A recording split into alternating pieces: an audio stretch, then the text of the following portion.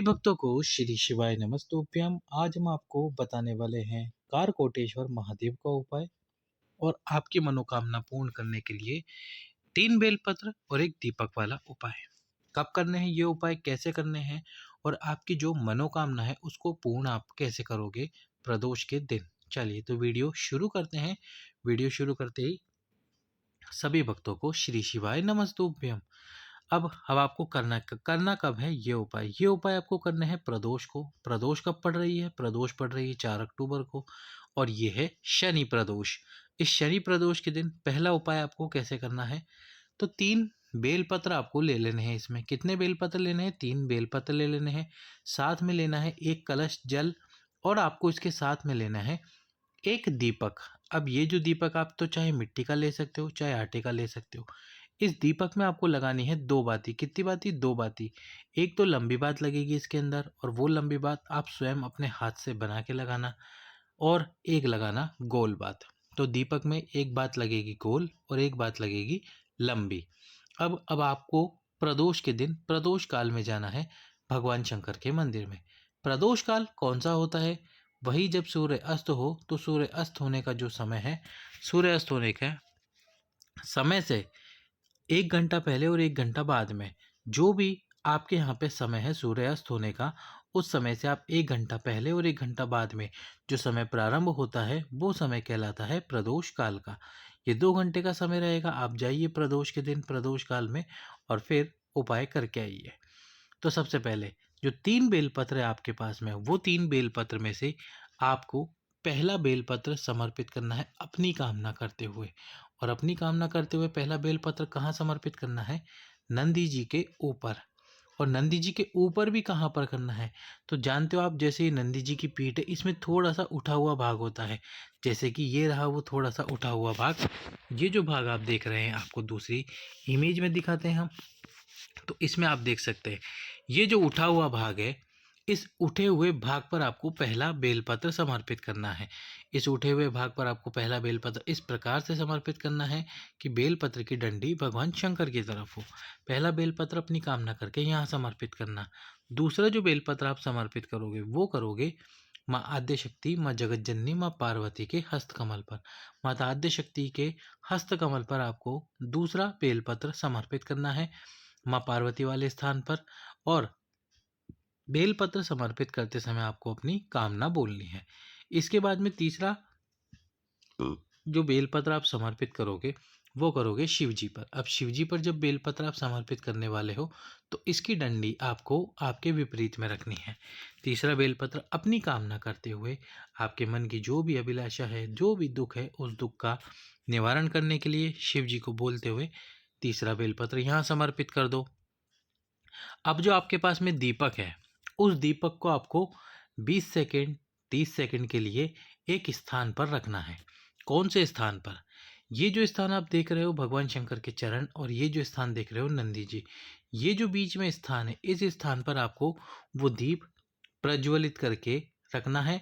और प्रज्वलित यानी कि जलाने से पहले भी रखना है, प्रज्वलित करके यहीं रखना है। अब आप सब कहेंगे कि यहाँ पर रखना मुश्किल है, क्योंकि शिव जी पर हमेशा कोई ना कोई जल समर्पित करने आता ही रहता है। जैसे ही जल आएगा दीपक पे जल गिर जाएगा और दीपक ठंडा हो जाएगा। बिल्कुल सही बात है। तो उसके लिए आपको इस दीपक को प्रज्वलित करने के बाद कहाँ रखना है वो हम आगे बताने वाले हैं। पर प्रज्वलित करने से पहले यानी जलाने से पहले इस दीपक को यहाँ रखो थोड़ी देर के लिए, मात्र 10 सेकंड या 15 सेकंड। और फिर आपको अपनी कामना बोलनी है। अपनी कामना बोलकर, मनोकामना बोलकर इस दीपक को यहाँ रखो और फिर दीपक को शिव जी के सामने लेकर आ जाओ। अब यहाँ पे आपको रखकर पहले तो लंबी बात प्रज्वलित करनी है माँ पार्वती का स्मरण करते हुए, और उसके बाद में आपको भगवान शंकर का स्मरण करते हुए गोल बात प्रज्वलित करनी है। शंकर जी का स्मरण करके लंबी बात और गोल बात प्रज्वलित कर दो। और फिर इस दीपक को आपको रखना है कहाँ पर? बेलपत्र के वृक्ष के नीचे। क्योंकि हम इस दीपक को यहाँ नहीं रख सकते, तो आपको ये दीपक प्रज्वलित करने के बाद यहाँ से उठाकर बेलपत्री के वृक्ष के नीचे रख देना है। इस प्रकार से करना है मनोकामना पूर्ति का ये उपाय। दूसरा जो उपाय है वो है 2 प्रदोष का उपाय। कितनी प्रदोष का? 2 प्रदोष करना है बस आपको 12 बेलपत्र के साथ में और कारकोटेश्वर महादेव का नाम लेते हुए। कौन से महादेव? कारकोटेश्वर महादेव। कारकोटेश्वर महादेव का आपको स्मरण करना है और स्मरण करके ये उपाय करना है। ये उपाय भी आपकी मनोकामना पूर्ति के लिए, विशेष मनोकामना के लिए और आपके जीवन से दुख को समाप्त करने के लिए है। अब इसमें आपको क्या करना है? इसमें आपको सबसे पहले तो 12 बेलपत्र ले लेने। कितने बेलपत्र? 12 बेलपत्र। 12 बेलपत्र में से 4 बेलपत्र अलग, 4 बेलपत्र अलग और 4 बेलपत्र अलग। इस प्रकार से आपको रख लेने 4-4 बेलपत्र। अब आपको स्मरण करना है कार कोटेश्वर महादेव का। कौन से महादेव? कार कोटेश्वर महादेव। और कार कोटेश्वर महादेव का नाम लेते हुए आपको ये 4 बेलपत्र पहले यहाँ पर माँ आद्यशक्ति, माँ जगत जननी के आगे जो माँ पार्वती के आगे जो माँ अशोक सुंदरी का स्थान है, यहाँ पर समर्पित करने हैं। चारों को एक साथ समर्पित करना है, चारों बेलपत्र को। फिर उसके ऊपर 4 बेलपत्र समर्पित करने हैं और फिर उसके ऊपर 4 बेलपत्र समर्पित करने हैं। यानी कि 12 बेलपत्र एक साथ यहाँ नहीं, एक साथ समर्पित नहीं करने, पहले 4 फिर 4 और फिर 4 करके समर्पित कर देने हैं। जब ये समर्पित कर दो आप, तो फिर आपको क्या करना है?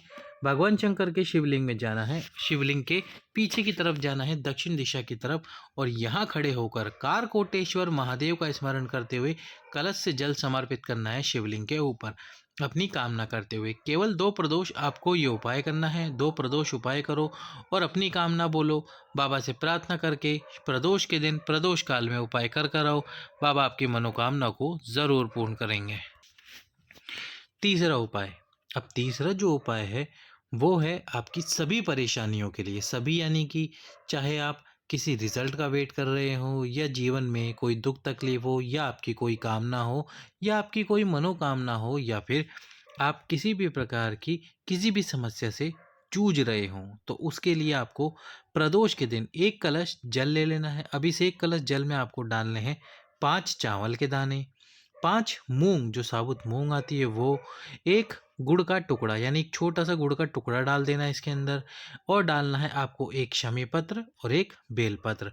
अब इन सभी वस्तुओं को इस कलश में डालने के बाद आपको प्रदोष काल में लेके जाना है भगवान शंकर के पास में।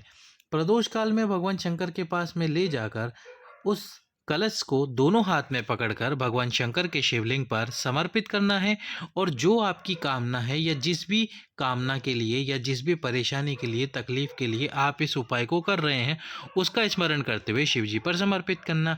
कलश की सभी वस्तुएं भी भगवान शंकर के शिवलिंग पर समर्पित कर देना और अपनी कामना करते हुए कम से कम 5 प्रदोष इस उपाय को ज़रूर करना।